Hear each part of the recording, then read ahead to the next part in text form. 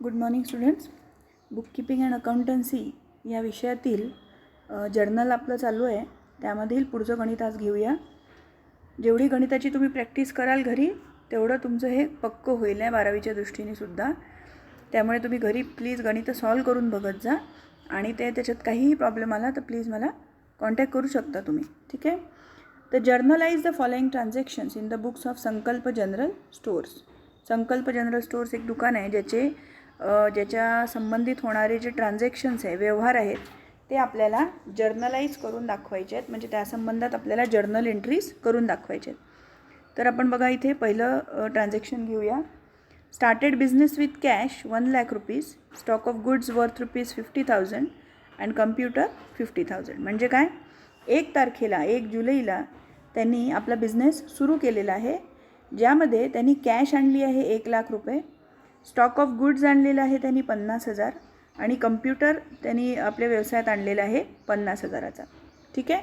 म्हणजे काय केलं आहे, याच्या आधी तुम्ही जे गणित बघितलं होतं तुमच्या लक्षात आठवत असेल तुम्हाला की कॅश आली व्यवसायात ॲज अ कॅपिटल, तर एवढी आपण एक एंट्री करतो. तर याला आपण सिंगल एंट्री म्हणतो. म्हणजे आपली साधी एंट्री, सिंपल एंट्री याला म्हणतो आपण.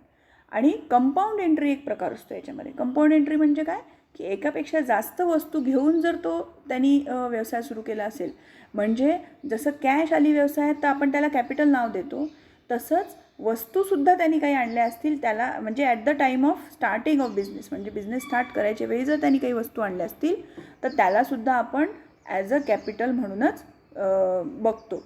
मग आता इथे बघा, आपल्याला लक्षात आलं असेल की कॅश त्यांनी आणलेली आहे. किती आणलेली त्यांनी? 1,00,000 रुपये. म्हणजे कॅश ॲज अ कॅपिटल आणलेली आहे त्यांनी.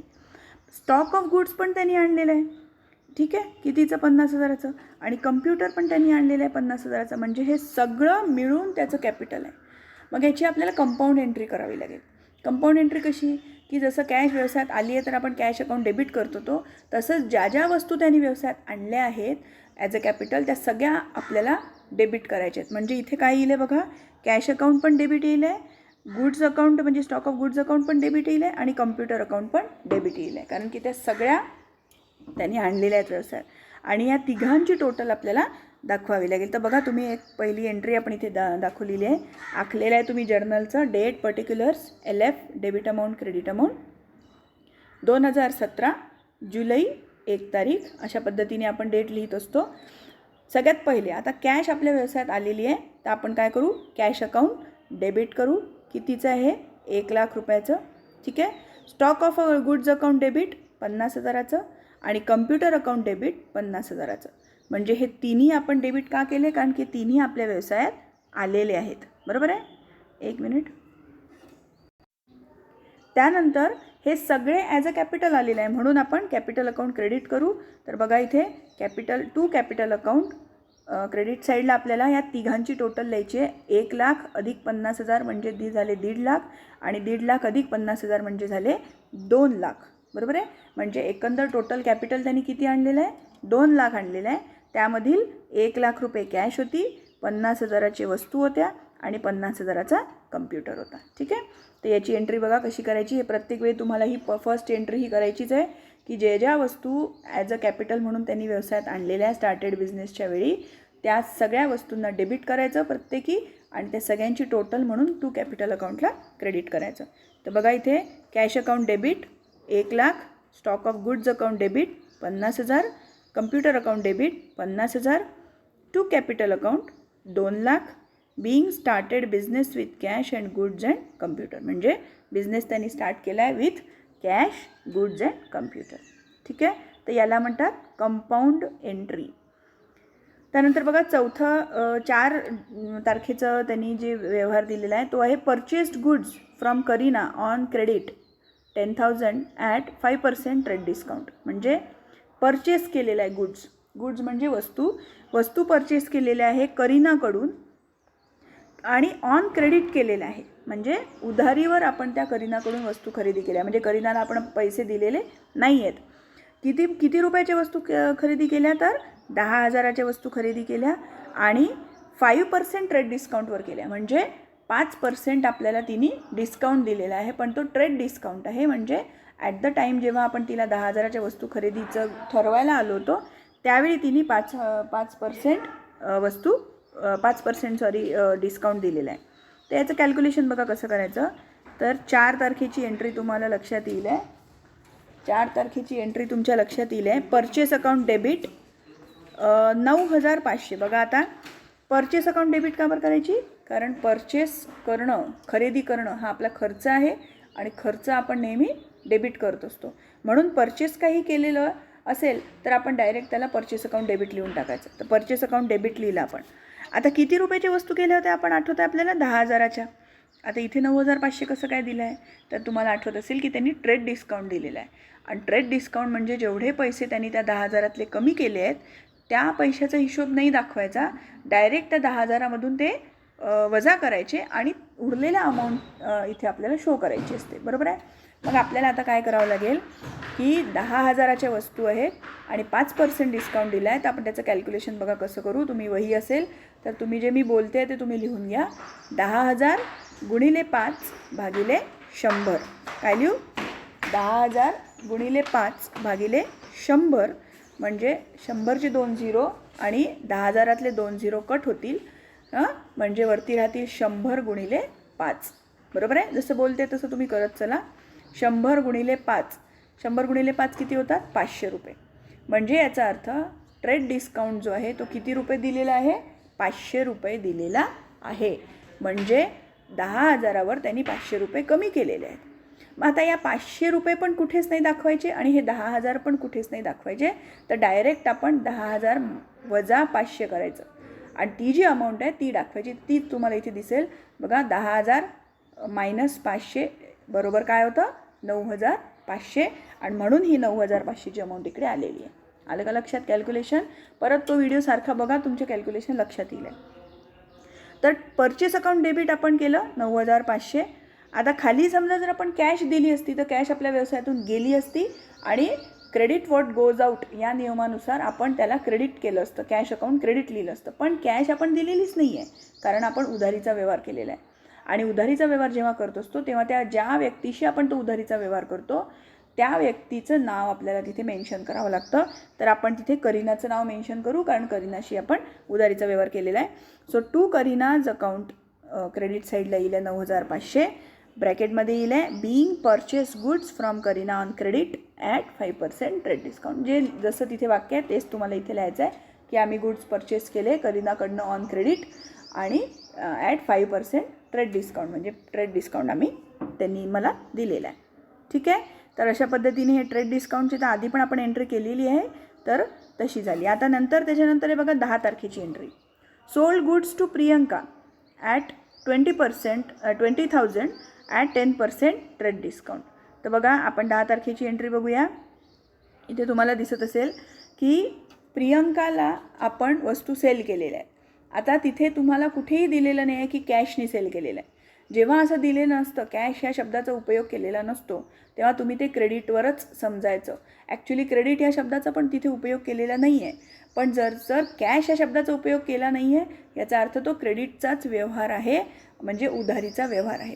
मग जसं आपण परचेस अकाउंट जेव्हा केलं तेव्हा purchase account debit to Kareena account केलं, इथे एक्झॅक्टली अपोजिट करायचं. पहिले त्या व्यक्तीचं नाव लिहायचं आणि सेल्स खाली लिहायचं, कारण सेल्स आपलं इन्कम असतं आणि इन्कम आपण क्रेडिट साईडला लिहित असतो. म्हणून 10 तारखेची एंट्री बघा तुम्हाला दिसत असेल स्क्रीनवर. Priyanka's account debit to sales account खाली लिहिलं आहे. आता अमाऊंटचं कॅल्क्युलेशन कसं करायचं, तर त्यांनी दिलं आहे बघा 20,000 रुपयाचं तुमचं वस्तू आपण विकलेल्या आहेत त्या प्रियंकाला. ठीक आहे. आणि त्याच्यावर ट्रेड डिस्काउंट दिलेलं आहे 10%. परत आत्ताचं जसं कॅल्क्युलेशन आपण केलं तसंच करायचं. 20,000 गुणिले 10 भागिले 100. काय, 20,000 गुणिले 10 भागिले 100. 100चे 2 झिरो आणि त्या 20,000तले 2 झिरो कट होऊन जातील. म्हणजे वरती काय राहतील, 200 गुणिले 10. बरोबर आहे. 200 गुणिले 10 म्हणजे ते इज इक्वल टू येतील 2,000 रुपये. मग आता या 2,000 रुपये काय आहे, हे ट्रेड डिस्काउंट आहे. म्हणजे डिस्काउंट त्यांनी 2,000 रुपये दिलेला आहे. मग टोटल अमाऊंटमधून आपण काय करायचं, हे 2,000 तर आपल्याला दाखवायचे नाही कुठे, कारण ट्रेड डिस्काउंट आपण दाखवत नसतो. आपण डायरेक्ट काय करतो, मायनस करून उरलेली अमाऊंट दाखवतो. मग 20,000मधून 2,000 गेले, किती राहिले, 18,000 राहिले. म्हणून इथे 18,000 आलेले आहेत. बघा, Priyanka's account debit 18,000 to sales account 18,000 being goods sold to Priyanka on credit at 10% trade discount. तेच वाक्य परत इथे लिहायचं की आम्ही काय केलेलं आहे की गुड्स सोल्ड केलेले आहेत प्रियंकाला on credit at 10% trade discount. आलं का लक्षात? कॅल्क्युलेशन तुम्ही तुमच्या स्वतःच्या मनाने रफमध्ये करून बघत चला, त्याच्याशिवाय तुम्हाला कॅल्क्युलेशनमध्ये तुम्ही परफेक्ट होणार नाही. ठीक आहे, त्याच्यामुळे कॅल्क्युलेशन जे मी बोलते ते करून बघत चला. नेक्स्ट आता 13 तारखेची एंट्री बघूया. Paid in to State Bank of India 50,000. State Bank of इंडियामध्ये जे आपलं अकाउंट आहे आपल्या व्यवसायाशी निगडीत त्यामध्ये आपण 50,000 रुपये टाकले. म्हणजे काय झाले, स्टेट बँक ऑफ इंडियामध्ये पैसे आले. मग जेव्हा पैसे येतात तेव्हा आपण काय करतो, त्याला डेबिट करतो. म्हणून बघा 13 तारखेची एंट्री तुम्हाला दिसत असेल, state Bank of account debit 50,000.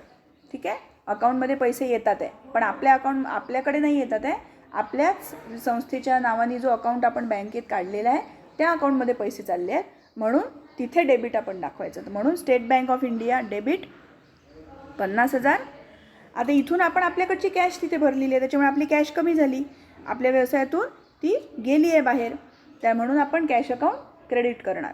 तर म्हणून to cash account credit 50,000 being cash deposited in to State Bank of India. म्हणजे आपल्याचकडची कॅश आपण बँकेत जमा केलेली आहे, बरोबर आहे. तर बँकेच्या अकाउंटमध्ये कॅश आली म्हणून बँक अकाउंट डेबिट करू, आणि आपल्याकडनं कॅश गेली म्हणून कॅश अकाउंट क्रेडिट करू, सरळ सरळ. ठीक आहे, तर मग बघा 13 तारखेची entry, State Bank of India account debit 50,000 to cash account 50,000 being cash deposited in to State Bank of India.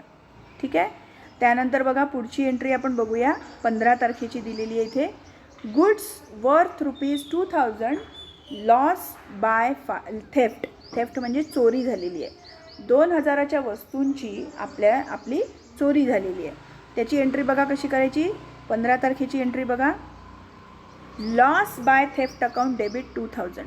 आता जर आपल्याकडे चोरी झालेली आहे म्हणजे आपलं ते नुकसान झालेलं आहे.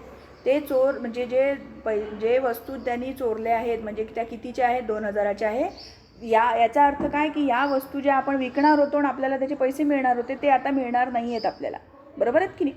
म्हणजे याचा अर्थ 2,000चं आपलं सरळ सरळ नुकसान झालेलं आहे. आणि नुकसान आपण काय करतो, एक्सपेन्सेस आणि नुकसान आपण नेहमी डेबिट करत असतो, नॉमिनल अकाउंटचा रूल आहे. म्हणून आपण बघा इथे लिहिलेलं आहे लॉस बाय थेफ्ट म्हणजे चोरी. Loss by theft account debit 2,000. कितीचे झाले, 2,000चे झाले म्हणून 2,000 लिहिलं.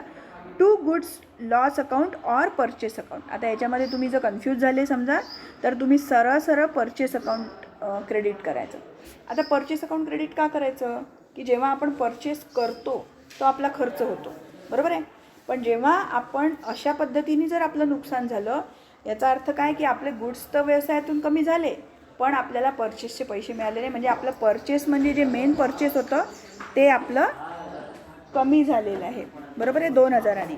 म्हणून आपण इथे बघा काय लिहिलेलं आहे, loss by theft account debit 2,000. To purchase account लिहिलं तरी चालेल तुम्ही. To purchase account 2,000 being goods lost by theft. ठीक आहे, तर अशा पद्धतीने याची एंट्री करायची आहे. लॉस जो झालेला आहे तो क्रेडिटला टाकायचा आणि परचेस आपलं कमी झालं म्हणून आपण ते लॉस जो झालेला आहे तो डेबिटला टाकायचा आणि परचेस कमी झाल्यामुळे ते क्रेडिटला टाकायचं. बघा पुढची एंट्री 18 तारखेची. 18 तारखेचं लिहिलेलं आहे पेड फॉर रेंट 4,000 रुपीज. तर रेंट दिलेला आहे आपण, पेड केला म्हणजे दिला. आणि कोणतंही जे आपण पे करतो म्हणजे आपला खर्च होतो तो खर्च आपण डेबिट साईडला टाकतो. So rent account debit 4,000. आणि रेंट दिल्यामुळे आपल्याकडची कॅश काय झाली, कमी झालेली आहे. सो कॅश अकाउंट क्रेडिट करायचं 4,000 बीइंग पेड रेंट. बस झालं, पेड फॉर रेंट एवढं ते लिहायचं. रेंट हे आपलं एक्सपेन्सेस आहे म्हणून डेबिटला टाकायचं आणि कॅश आपल्याकडची कमी झालेली आहे म्हणून क्रेडिटला टाकायचं. सो आपण परत वाचून घेऊ. Rent account debit 4,000 to cash account 4,000 being paid for rent. ठीक आहे, आता बघा पुढची एंट्री आपण बघूया.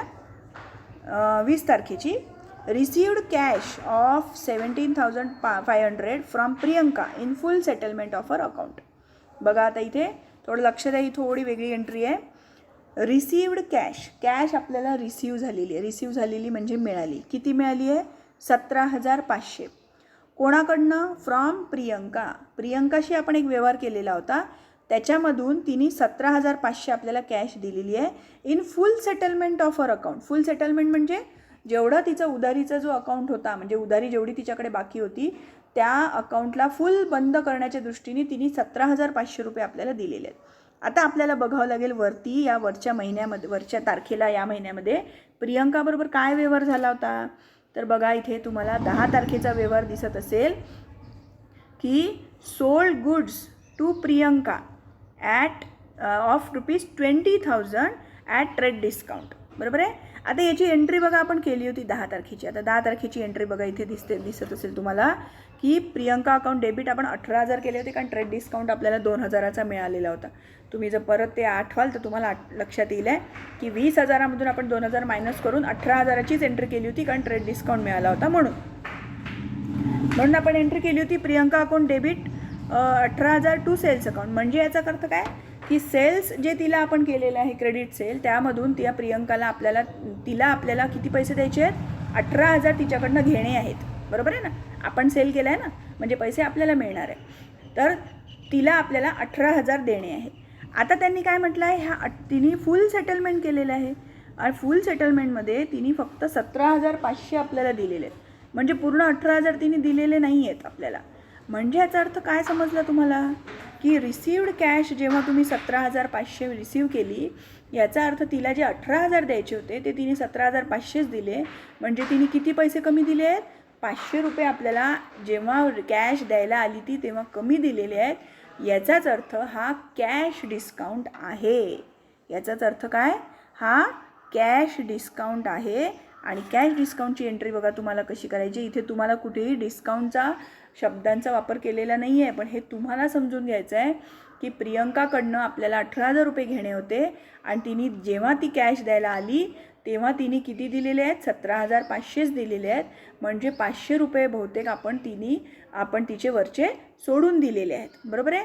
म्हणजे आपण तिला डिस्काउंट दिलेला आहे जेव्हा ती पैसे घेऊन आली तेव्हा. तर आता याची एंट्री बघा, याची परत कंपाऊंड एंट्री येईल आहे. 20 तारखेची एंट्री बघूया. कॅश सगळ्यात पहिले आपल्याला रिसीव झालेली आहे, तर त्याची एंट्री करू. कॅश आपल्या व्यवसायात आली आहे. Debit what comes in. So cash account debit करू आपण. तर बघा इथे कॅश अकाउंट डेबिट केलेलं आहे. किती आले आहेत पैसे आपल्याला? 17,500 आलेले. जे आले ते लिहायचे. बरोबर आहे. आता या 500 रुपयाला आपण काय नाव देणार आहे? डिस्काउंट नाव देणार आहे. आणि हे आपण सोडलेले पैसे आहेत, म्हणजे तो आपलं नुकसान आहे आणि नुकसान नेहमी डेबिट साईडला येतं. म्हणून डिस्काउंट अकाउंटसुद्धा काय होईल आहे? डेबिट होईल आहे. आणि किती रुपये आहेत ते? 500 रुपये. आता 500 रुपये डिस्काउंट आहे. कसं लक्षात आलं? तर आपल्याला प्रियंकाकडनं किती पैसे घ्यायचे होते हे आपल्या डोक्यात महत्त्वाचं अमाऊंट माहिती पाहिजे की आपल्याला प्रियंकाकडनं 18,000 घेणे होते. त्यामधून तिने 17,500 दिलेले आहेत. म्हणजे उरलेले जे 500 रुपये आहेत ते तिला आपण काय दिलेलं आहे?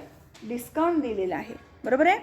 So cash account debit 17,500 to discount allowed 500 आणि मग शेवटी येईल आहे to Priyanka's account 18,000. Full settlement झालेली आहे, त्याच्यामुळे प्रियंकाच्या नावासमोर आपण 18,000 लिहून ठेवलेले आहे. Being cash received from Priyanka and discount allowed. ठीक आहे. तर अशा पद्धतीने तुम्हाला ही कंपाऊंड एंट्री करायची आहे.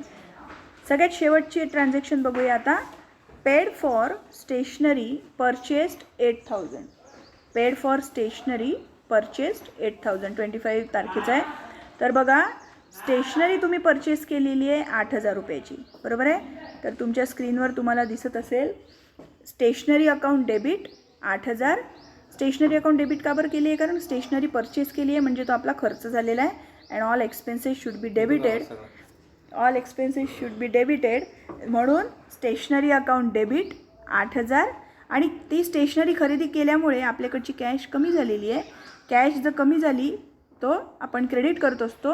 म्हणजे कॅश गेली म्हणून आपण त्याला क्रेडिट केलं. Cash account debit 8,000. बरोबर आहे. तर आपण त्याची पूर्ण एंट्री वाचून घेऊया. 25 तारीख लिहिली आपण. Stationery account debit 8,000 to cash account 8,000 ब्रॅकेटमध्ये बीइंग पेड फॉर स्टेशनरी. म्हणजे आपण स्टेशनरीसाठी पैसे खर्च केलेले आहेत. तर अशा पद्धतीने हे पूर्ण आपण ट्रान्झॅक्शन्स आपण इथे लिहिलेले आहेत. आता आपल्याला काय करायचं आहे? या डेबिटचे पूर्ण अमाऊंटची टोटल आपण इथे केली आहे. 3,09,500 आली. तीच इथे येते कारण सारखे अमाऊंट असतात. 3,09,500. ठीक आहे. तर अशा पद्धतीने गणित तुम्हाला तुमच्या वहीमध्ये उतरवून घ्यायचं आहे, व्यवस्थित समजून घ्यायचं आहे आणि त्याची स्क्रीनशॉट मला नक्की पाठवायचे आहेत. ठीक आहे. चला, बाकी पुढचं गणित तुम्हाला आपल्या मनाने एक करून मला सांगा. त्याच्यात जर तुम्हाला काही समजलं नाही तर मी समजावून सांगेन. थँक्यू.